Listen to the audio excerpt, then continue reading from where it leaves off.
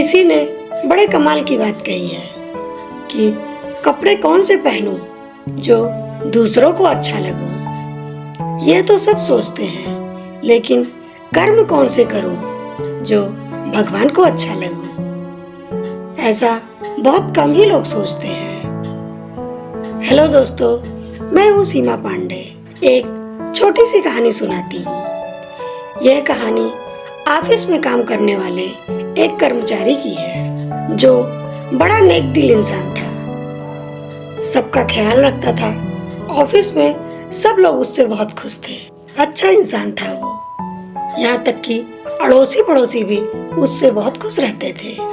सबका ख्याल जो रखता था, सबका ख्याल रखने वाले जो होते हैं उनमें से वो एक था। और उसकी एक आदत थी, वो शाम को जब भी ऑफिस से घर आता था तो डिनर करने के बाद कुछ बिस्किट के पैकेट अपने साथ में लेता था और बाहर कॉलोनी में जो स्ट्रीट डॉग थे, उनके छोटे छोटे बच्चे होते थे, उन छोटे छोटे बच्चों को बिस्किट खिलाता था। ये उसकी हैबिट थी।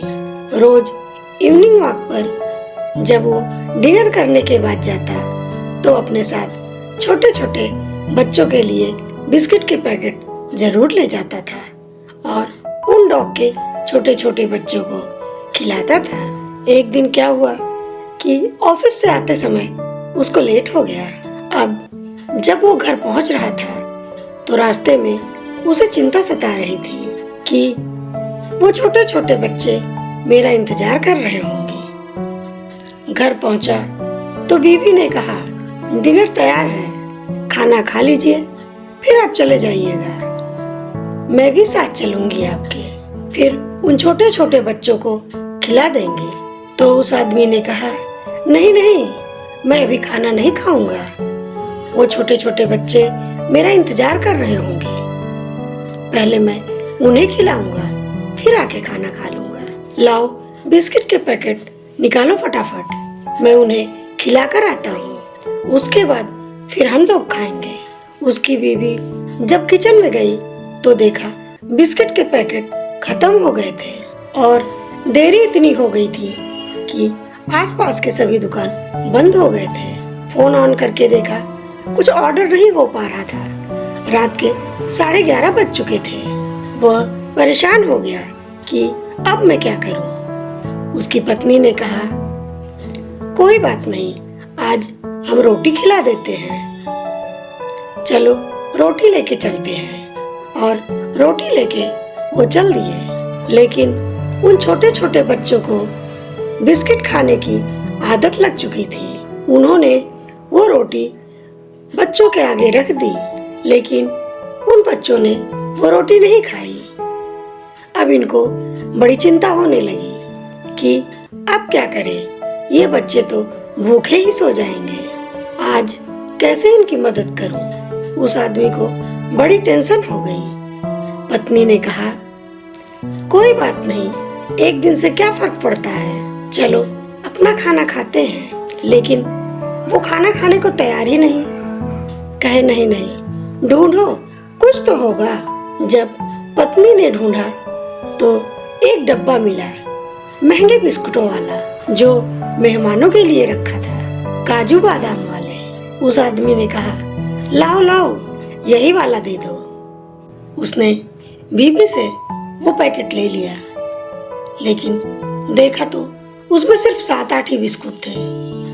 उसने सोचा, 7-8 बिस्कुटों से क्या होगा, सबके हिस्से में एक एक ही पड़ेगा, उससे तो उनका पेट भी नहीं भरेगा और वो गुस्सा करेंगे। बीवी ने कहा, यही तो मैं कह रही थी, 7-8 बिस्कुटों से कुछ नहीं होगा, छोड़िए उनकी मदद करना, आइए हम लोग अपना खाना खाते हैं। वह आदमी फिर से टेंशन में हो गया। उसने कहा, नहीं नहीं, लाओ लाओ, मैं लेकर जाता हूँ। और जब उसने बाहर की तरफ देखा तो वो छोटे छोटे बच्चे अभी भी वैसे ही बैठे हुए थे।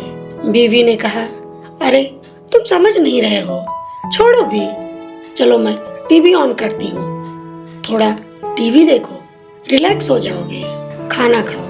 पत्नी ने खाना लगा दिया। बेमन से इस आदमी ने खाना खा लिया और बिना देरी किए खाना खाने के बाद बाहर निकल गया। उसने सोचा कि बाहर जाकर ये 7-8 बिस्किट उनको खिलाकर फ्री हो जाता हूँ। उसकी टेंशन बढ़ती जा रही थी। बाहर गया तो देखा सारे बच्चे जा चुके थे, सिर्फ एक बच्चा बैठा हुआ था। उसके सामने जाकर वे 7-8 बिस्किट रख दिए। उसका पेट आराम से भर गया। वह बड़ा खुश होता हुआ वहां से निकल गया। वह आदमी जब वापस आ रहा था, अपने घर का दरवाजा बंद कर रहा था, घर को लॉक कर रहा था, तो सोच रहा था कि हम इंसानों के साथ भी यही होता है। हम जो मांगते हैं वह नहीं मिलता तो हम उदास होकर निकल जाते हैं। कई बार कोसने लगते हैं ऊपर वाले को कि उसने हमारी बात नहीं सुनी, हमारा काम नहीं किया। हम भूल जाते हैं कि प्रतीक्षा करना भी बहुत आवश्यक है। वह जो छोटा सा बच्चा था वह वेट कर रहा था। वह बच्चा इसलिए वेट कर रहा था कि उसे भरोसा था कि जो रोज आता है हमें खिलाने के लिए वह जरूर आएगा बिस्किट का पैकेट लेकर। और उसी के हिस्से में आया और उसका पेट आराम से भर गया। तो दोस्तों, बहुत छोटी सी कहानी थी जिसका सार यह सिखाता है कि लाइफ में सब्र करना भी सीखिए। अच्छा समय चल रहा है तो शुक्र कीजिए और बुरा समय चल रहा है तो थोड़ा सब्र कीजिए। आपको लाइफ में सब कुछ मिलेगा, क्योंकि कई बार परमात्मा कुछ बेहतरीन देना चाहता है, उसके लिए प्रतीक्षा करवा रहा होता है। तो दोस्तों, कैसी लगी आपको आज की ये मेरी कहानी? तो दोस्तों, मिलती हूँ अगले वीडियो में एक नई कहानी के साथ। तब तक के लिए अपना ख्याल रखिए, हंसते रहिए, मुस्कुराते रहिए। नमस्कार।